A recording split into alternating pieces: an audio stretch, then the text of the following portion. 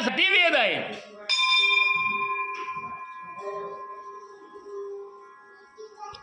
सकलाशी येथे आहे अधिकार. इथं सगळ्यांना अधिकार आहे. इथं कोणला अधिकार नाही असं नाही. कोणी म्हणू शकत नाही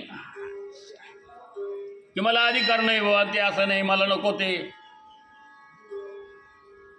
सर्वेत्र सुखिनः सन्तु सर्वे सन्तु निरामयाः सर्वे भद्राणि पश्यन्तु मा कच्चित् दुःख भाग भवेत्. इथं सगळे सुखी व्हावे असं म्हटलंय. मी एकटं सुखी व्हावं किंवा मी कोणत्या जातीचा आहे ती माझी जातच सुखी व्हावी, त्याची होऊ नये असं इथं म्हटलं नाही ना. इथं सगळ्यांना अधिकार दिलेला आहे.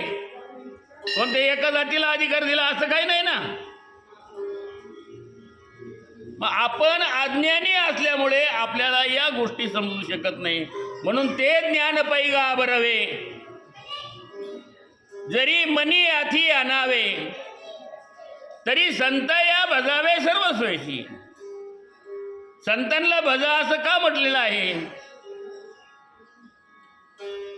एखादा ज्ञानी प्रोफेसर असेल, प्राध्यापक असेल, तर त्या ज्ञानी प्राध्यापकाकडं ज्ञानी मुलं जातात कधी. ते म्हणतात नाही नाही, हे प्राध्यापक खूप हुशार आहेत, खूप ज्ञानी आहेत, त्यांच्याकडून आपल्याला खूप ज्ञान घेता येईल. ते सर्वांना ज्ञान देतात. तसं ऋषी मुनी आहेत, संत आहेत की ज्यांनी त्याच्यामध्ये अभ्यास केलेला आहे, जे त्याच्यात घडून गेलेलं आहे, एकचित्त त्यांचं त्याच्याशी झालेलं आहे. असे साधू पुरुष, सत्पुरुष यांची संगतीमध्ये जर आपण राहिलो तर आपल्याला ते ज्ञान मिळेल. म्हणून म्हटलंय ते ज्ञान पैगा बरवे. ते ज्ञान कोणतं? की जे भगवंताशी एकरूप व्हायचं असेल, ते समतेचं ज्ञान आहे. समता, सर्वांना सारखं. आणि वेद ते समतेची आहे. वेदामध्ये भगवद्गीता समता आहे सगळी. त्याच्यात भेदभाव नाही. कुठल्याही देशातल्या कोणत्याही प्रकारच्या माणसाने वाचलं काय, मनुष्यासाठी आहे, पशुपक्ष्यांच्यासाठी आहे, सर्व जीवांच्यासाठी. जीवभूत सनातना म्हटलंय. म्हणून हा जो योगी आहे, हा जो भक्त आहे, हा संतुष्ट आहे. संतुष्ट सततम योगी, तो अल्पसंतुष्ट नाही. अलग सतत कायमस्वरूपी अशा प्रकारचा संतुष्ट असणारा, की ज्याचा संतुष्टीपणा थोडा सुद्धा हलत नाही, कमी होत नाही, उलट वाढतो. याच्याविषयी माऊलींनी काही ओव्या ज्ञानेश्वरीमध्ये केलेल्या आहेत. आणि त्या ओव्या ज्या काही आहेत त्या ओव्या आपण आज पाहणार आहोत. यतात्मा दृढ निश्चया मय्यार्पित मनोबुद्धी योमद भक्त समय प्रिया.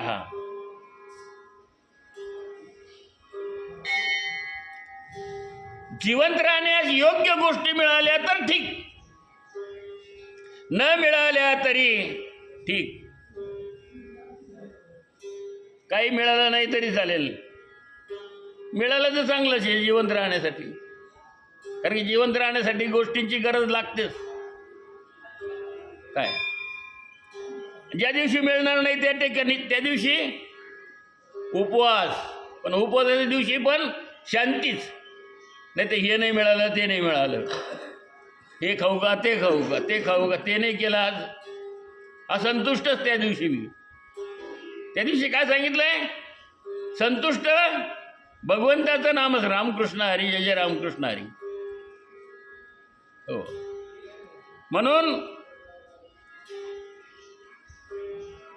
मनाला केव्हाही विक्षिप्त होऊ न देणारा, मनाच्या प्रत्येक स्वाभाविक वृत्तीचा निरोध करणारा किंवा शरीरेंद्रिया संघाचे नियमन करणारा, आत्मतत्वाविषयी ज्याचा निश्चय अतिशय दृढ झाला आहे, तो माझ्या ठिकाणी आपले मन बुद्धी यांना स्थिर करून राहिला आहे. असा जो माझा भक्त ज्या माझ्या भक्तामध्ये हे सर्व गुण आहेत, यो मद भक्त समे प्रिया, तो भक्त मला प्रिय आहे.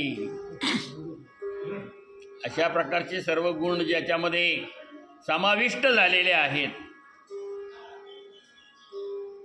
भगवंत म्हणतात खरं तोच माझा खरा भक्त आहे का नाही. म्हणून माऊली म्हणतात की वर्षे वीण सागरू, जैसा जळे नित्य निर्भरू, तैसा निरुपचारू संतोषी जो.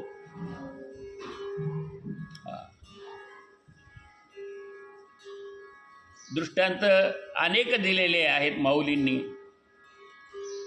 आणि ज्ञानेश्वरी म्हणजे इतके दृष्टांताचा संग्रह आहे. हजारो दृष्टांत माऊलींनी ज्ञानेश्वरीमध्ये आपल्याला देऊन ठेवलेले आहेत, प्रत्येक गोष्टीविषयीचा आहे. आणि तेवढे दृष्टांत जरी आपण निदान सांगितले तरी भरपूर झाले. बाकीचं काही सांगायची गरज नाही पडत. एक एक दृष्टांत माऊलींनी या ठिकाणी आपल्याला हा सिद्धांत समजून सांगण्यासाठी दिलेला आहे. म्हणून सिद्धांत आणि दृष्टांत या दोन्हींचा जर संग्रह असेल तर ज्ञानेश्वरी आहे. माऊलींनी हे मोठं कार्य करून ठेवलेलं आहे. आणि 16व्या वर्षामध्ये बघा, 16व्या वर्षाच्या पोराला काही समजेल का आज? पण वयाच्या 16व्या वर्षी माऊलींनी ज्ञानेश्वरी सांगितली. सच्चिदानंद बाबाने लिहिली नेवाशाला, लिहायला सुद्धा साक्षीदार आहे. माऊलींनी स्वतः लिहिली असेल, लोक म्हणले असे नाही ती माऊलींची नाही आहे. परंतु समाजात त्यांनी एकट्याने घरात बसून नाही लिहिली. एकटे घरात बसून लिहिली असेल, म्हणले असेल कोणीतरी सांगितलेलं आहे, लिहिलेलं आहे. ती कोणाच्या समोर सांगितलं की जिथं ज्यांचे वय 100 वर्षाचे आहेत, हो, असे काशीला जाऊन पंडित होऊन आलेले जे लोक आहेत, अशा सर्वसामान्य माणसांच्या समोर नाही सांगितले. तिथं बसलेले ज्ञानी पंडित होते. तुम्ही सुख अमृताचे डोहो, म्हणून आपुल्या सभा बोला हो, जरी सलगी करू बिहो तरी निवाके पा. माऊली म्हणतात, अहो तुम्ही आणि सुख आणि अमृताचे डोहात बसलेले, समोर बसलेले लोक तुमच्यासाठी तुमच्या ठिकाणी सगळ्या प्रकारची सुख नांदत आहेत. अमृत रूपाने एवढा आनंद तुम्ही सुखाचा घेताय. इतकं ज्ञान तुमच्या ठिकाणी भरलेलं आहे काठोकाठ. आणि अशा माणसांच्या समोर मी काय, नाही का, असं माऊली स्वतःकडे कमीपणा घेतात. आणि समोर बसलेले जे काही श्रोते आहेत, या श्रोत्यांना ते अभिवादन करतायत, त्यांना वंदन करतायत, त्यांना मोठेपणा देत आहेत. आणि हे ज्ञान त्या ठिकाणी माऊलींनी प्रगट केलेलं आहे. म्हणून त्यांनी काही घरात बसून ते ज्ञान प्रगट नाही केलं. सच्चिदानंद बाबाला लिहायला लावलं. हो, ती एक मोठी साक्षी आहे. सच्चिदानंद बाबांचं रामकृष्ण चरित्र जर पाहायला गेलं तर फार वेगळ्या स्वरूपाचं आहे. सुरुवातीला ते म्हणाले मी काय तुझं कामच करणार नाही जा. माऊली गेले होते सुरुवातीला, म्हणाले मला असं काम करायचं आहे, तुम्ही लिखाणाचं काम तुमचं प्राकृत खूप चांगल्या प्रकारचं आहे आणि त्याच्यामुळं प्राकृतमध्ये आपण हे सर्व काही गीतेचं ज्ञान आहे, हे ज्ञान आपण लिहून घेऊ आणि समाजापर्यंत पोहोचू, की या अंधकारामध्ये अज्ञानामध्ये जो समाज बुडालेला आहे, हा समाज आपल्याला तारायचा आहे, या समाजाला वरती काढायचा आहे. अंधश्रद्धेमध्ये समाज बुडालेला आहे, या अंधश्रद्धा नष्ट करायच्या आहेत. आणि गीता ज्ञान लोपले ज्ञान जगी हित नेनती कोणी अवतार पांडुरंगा. लोपलेलं ज्ञान निर्माण, लोपलं म्हणजे झाकलेलं, ते काही नष्ट झालेलं नव्हतं. कोणतं ज्ञान लोपलं होतं? गीतेचं ज्ञान लोपलेलं होतं. आणि ते लोपलेलं ज्ञान प्रगट करण्यासाठी प्रगट गुह्य बोले, प्रगट बोलले माऊली. इति गुह्यतमं शास्त्रम इदमुक्तं मया नघ एतद्बुद्धा बुद्धिमानस्य कृतकृतस्य भारत.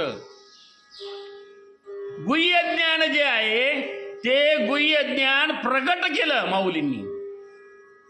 कुणासाठी? आपल्या सर्वसामान्य माणसांसाठी. आणि ते ज्ञान आज सगळीकडे पसरलेलं आहे. आज पोचलेलं नाही सगळ्यापर्यंत, परंतु हे पोचवावं, सर्वांनी त्या ज्ञानाचा आस्वाद घ्यावा, ते ज्ञान प्राप्त करून घ्यावं आणि आपल्या जीवनाचं कल्याण करून घ्यावं, असा माऊलींचा उद्देश आहे. आणि त्या उद्देशाने निर्माण केलेलं हे ज्ञान माऊलींनी दिले. अनेक दृष्टांत दिलेले आहेत, अनेक सिद्धांत सांगितले, सिद्धांताने दृष्टांत, सिद्धांताने दृष्टांत, अनेक अलंकार त्याच्यामध्ये. अलंकारिक भाषा आहे की जी अलंकारिक भाषा समजणं मोठ्या मोठ्या लोकांनी, ज्यांनी याच्यावर अभ्यास करून PhD मिळवलेली आहे, अशा काही लोकांना समजत नाही. ते सर्वसामान्य माणसाला ते अलंकार समजणं अवघड आहे, त्याचा अभ्यास त्याच्यामध्ये आहे. परंतु सोज्वळ भाषेमध्ये माऊलींनी सांगितलेलं आहे. माऊलींची भाषा अत्यंत सोज्वळ आहे, अत्यंत सर्वसामान्य सामान्य माणसालाही ते ज्ञान समजेल अशा प्रकारांनी माऊलींनी ते ज्ञान आपल्यापर्यंत पोहोचवलेलं आहे.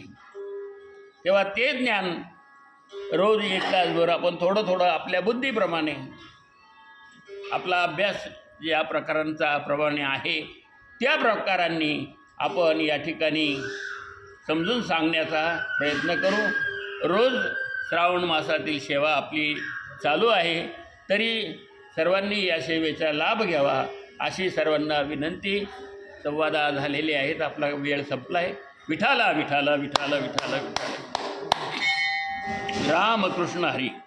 आता विश्वात्मके देवे येणे वाग्यज्ञ तोषावे. नासा, इसरो, ASE सब फेल। दुनिया की सबसे बड़ी मशीन